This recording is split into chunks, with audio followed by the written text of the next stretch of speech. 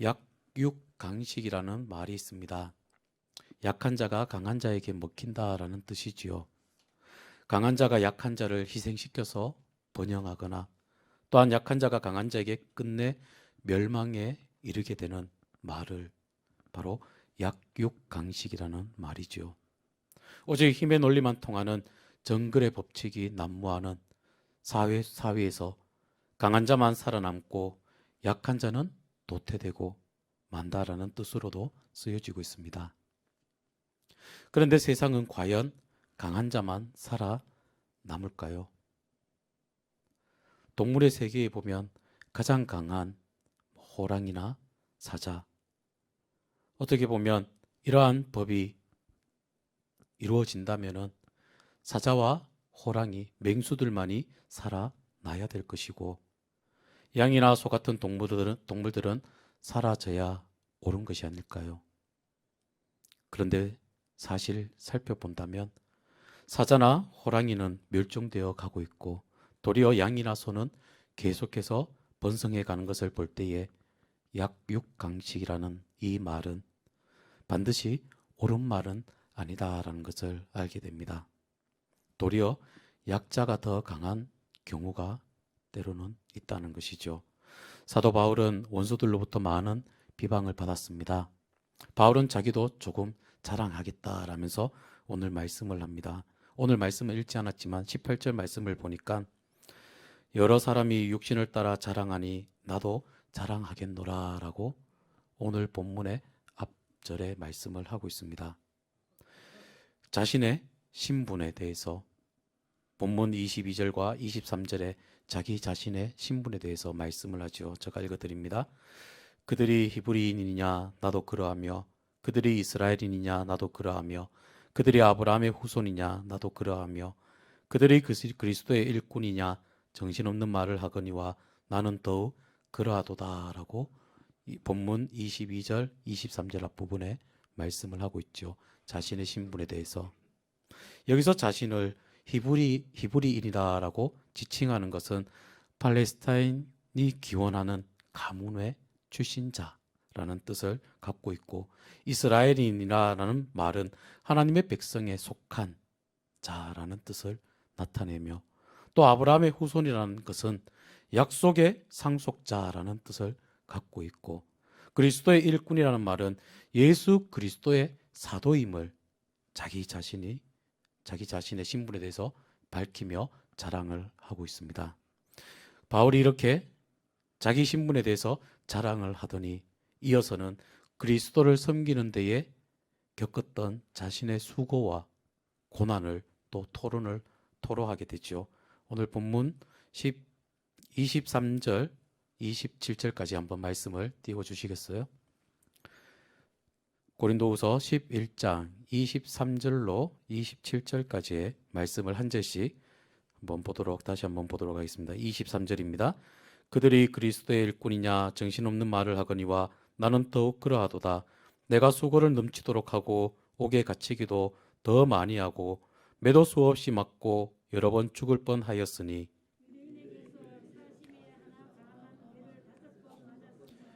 세 번 태장으로 맞고 한 번 돌로 맞고 세 번 파선하고 일주야를 깊은 바다에서 지냈으며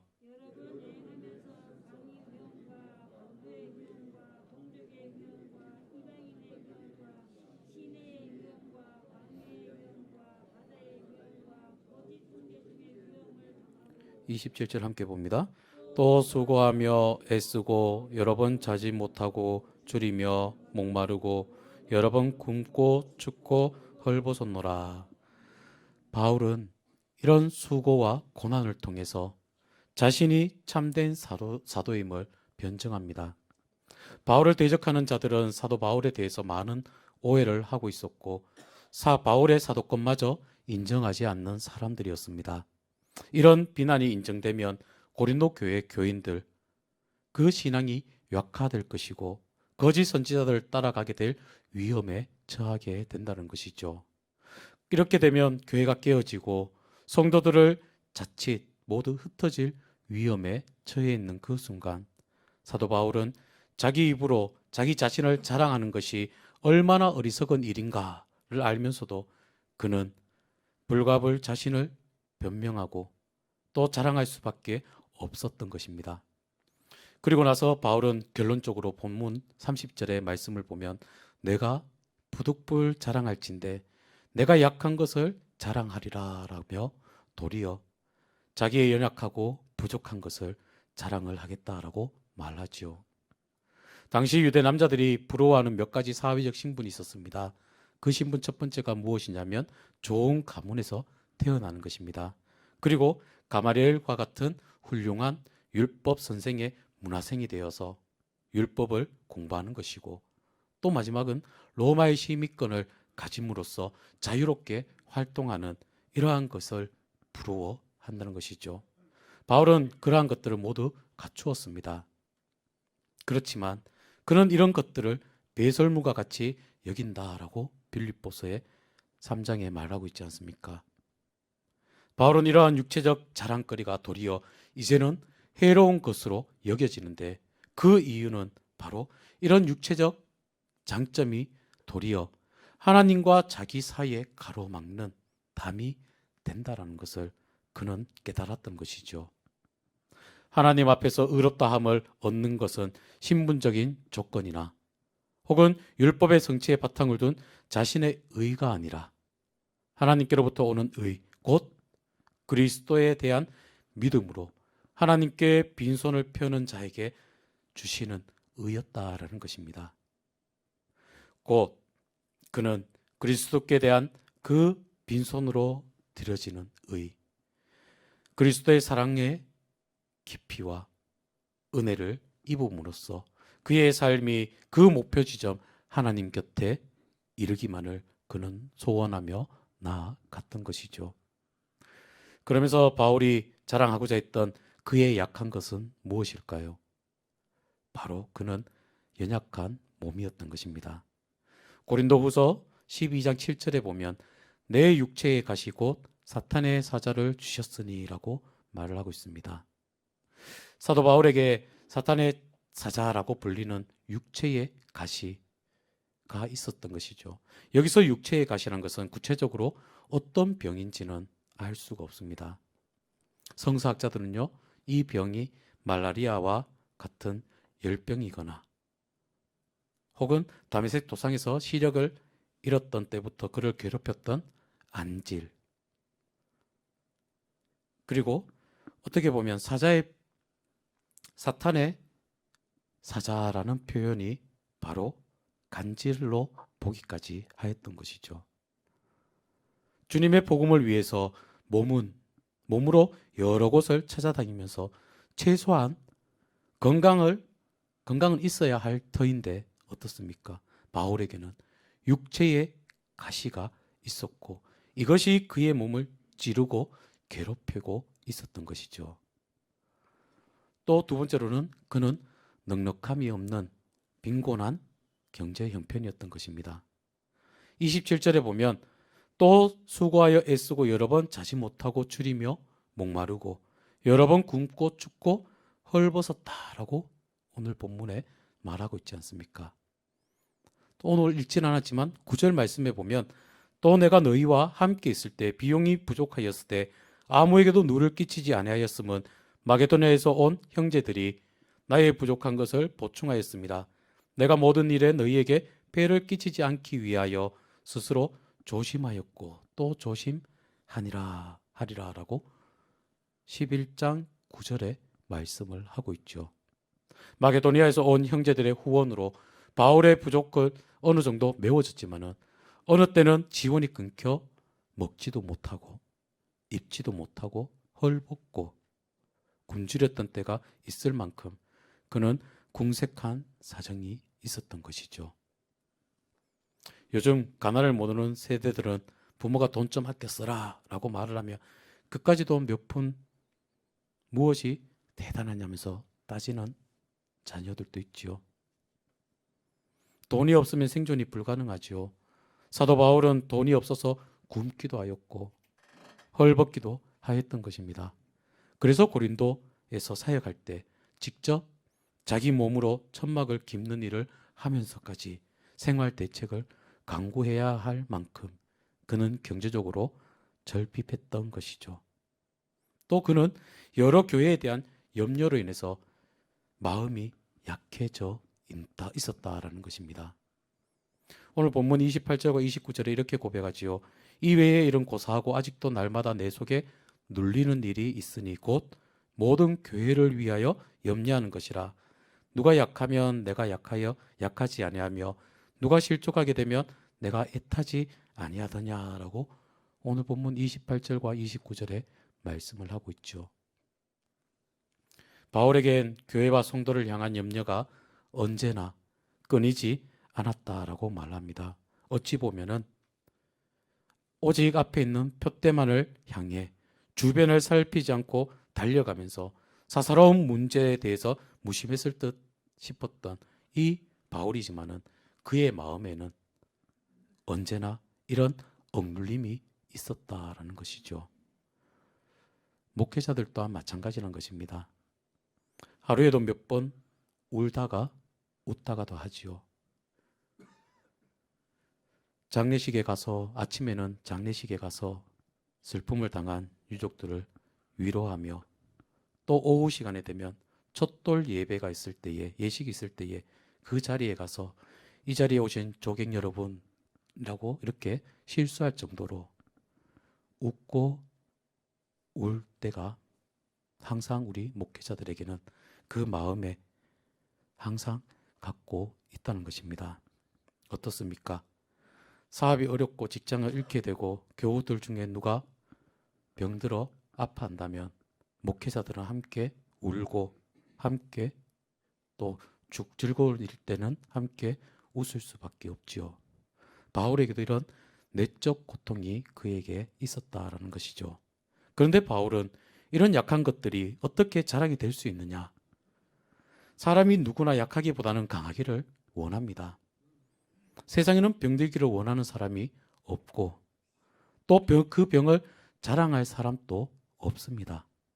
부자가 된 것이 무조건 자랑할 것은 아니듯 가난 또한 결코 자랑할 것이 아니라는 것이죠. 또 이런 일로 저런 일로 마음고생을 하면서까지 사는 것을 어떻게 자랑을 할 자랑거리가 되겠습니까? 그런데 사도 바울은 어떻습니까? 자기의 육체의 자랑에 대해서 배설물처럼 여기면서 이런 여러 가지 약점을 도리어 그는 자랑을 하겠다라고 말하고 있던 것입니다. 이런 약한 것들이 바울에게 주는 유익이 무엇일까요? 이런 약점을 자랑하는 그 이유는 어디에서 나올 수 있었을까요? 오늘 이 시간 깨달음의 시간이 있기를 원합니다. 바울이 이런 약한 것들을 자랑으로 여긴 까닭을 한번 생각해 본다면 먼저 연약한 몸을 자랑하는데 이를 통해서 자만하지 않고 겸손해질 수 있기 때문이란 것입니다. 육체의 가시로 인하여 교만에 빠지지 않고 겸손히 하나님의 은혜를 구하는 자가 되었다라는 것이죠. 사람은 조금만 편안해지면 안일에 빠지게 되고요. 조금만 높아지면 교만에 빠지게 됩니다. 바울은 이런 육체의 질병으로 인해서 영적 교만에 빠지지 않고 겸손히 하나님의 은혜를 더 구하며 자기 믿음의 페이스를 지켜갈 수 있었다라는 것이죠. 또 두 번째 어떻습니까? 그의 빈곤한 형편, 자족할 줄 아는 지혜를 그는 배웠다라는 것입니다. 바울은 빌립보서 4장 이렇게 고백합니다.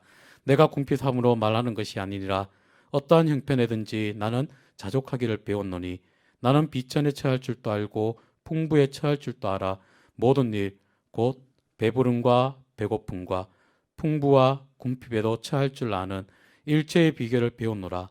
내게 능력 주시는 자 안에서 내가 모든 것을 할 수 있느니라 라고 빌립보서 4장 11절에서 13절에 말씀을 하고 있습니다.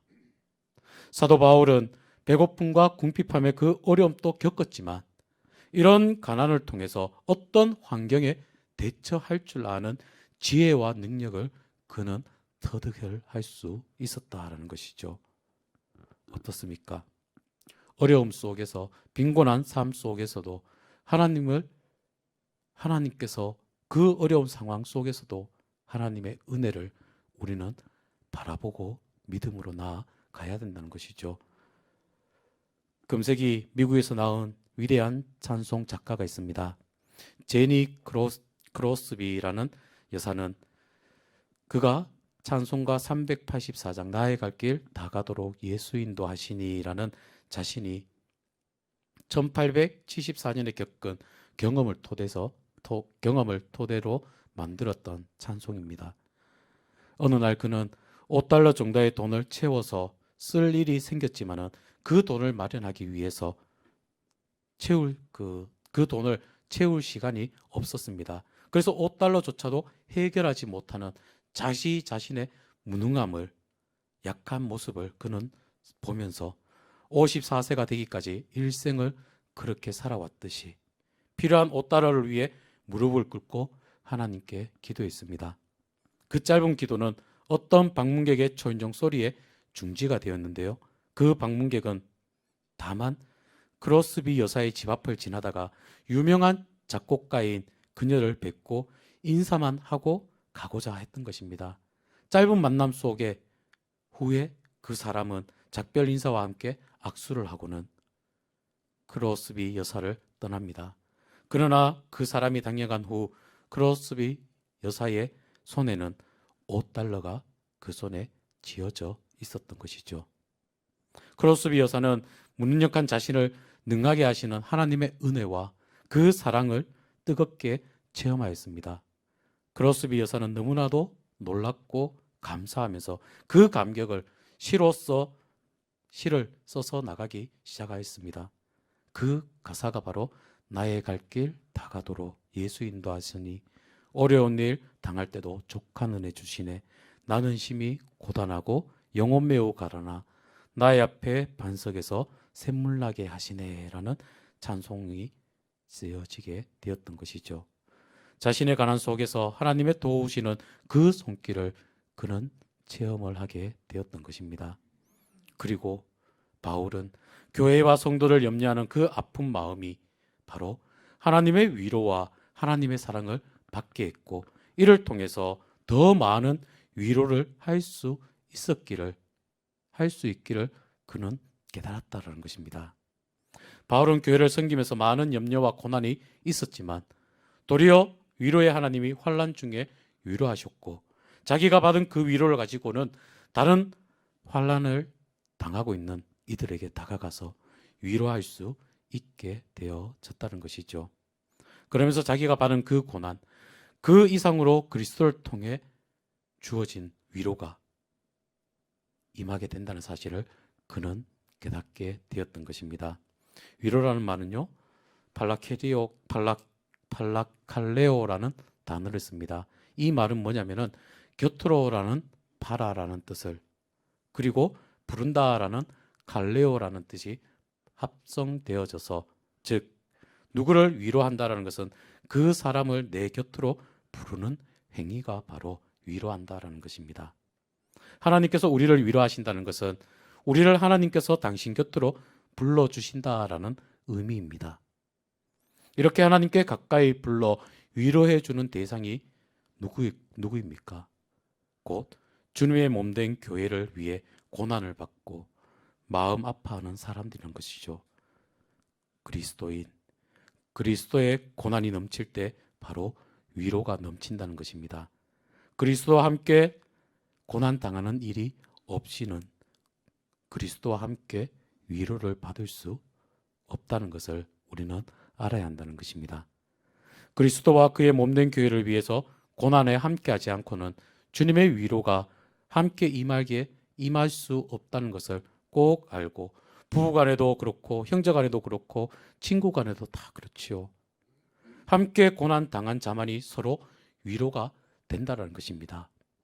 나와 동질의 고난을 당한 사람에게 나에게 위로를 줄 수 있다는 것입니다. 그리스도로 말미암아 당하는 고난일 때 어떻습니까? 우리에게 주님의 위로가 우리에게 넘친다는 것을 우리는 알아야 한다는 것이죠. 그리고 하나님의 이런 위로를 받아본 자만이 진정으로 다른 사람을 위로할 수 있다는 것입니다.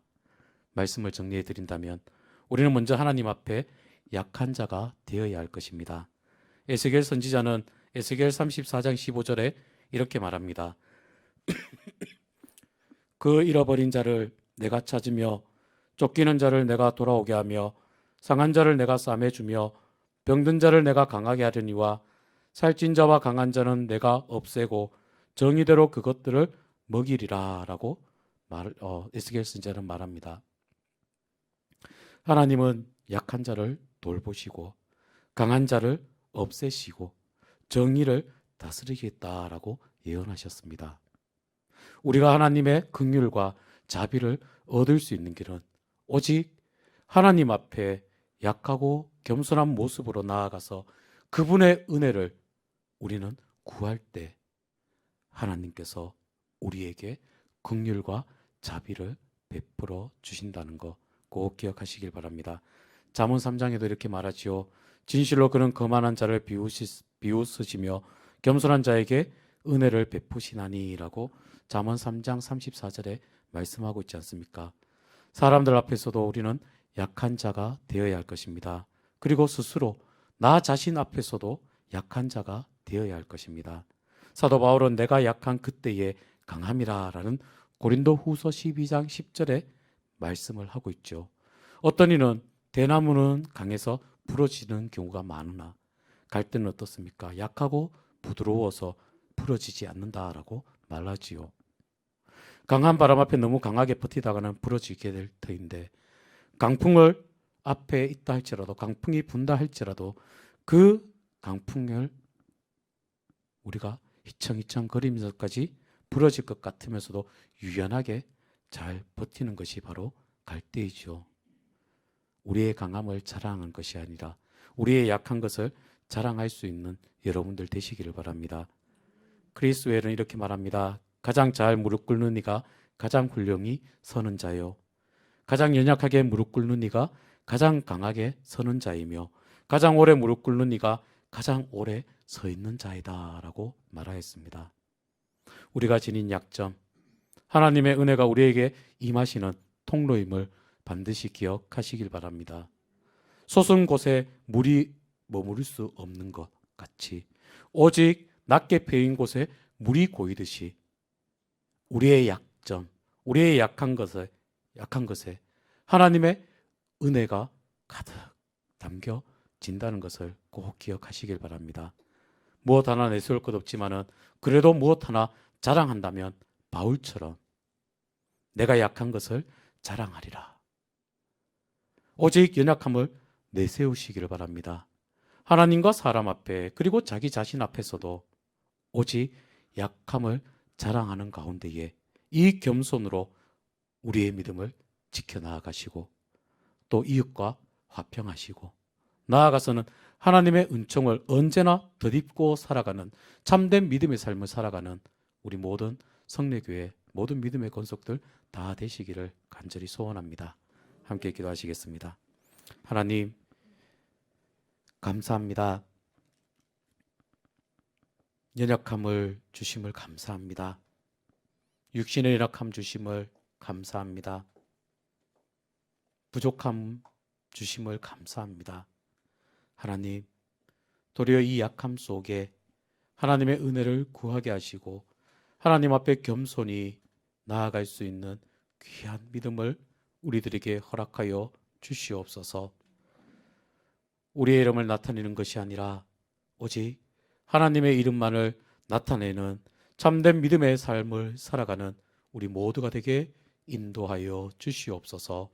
예수님의 이름으로 기도하옵나이다. 아멘.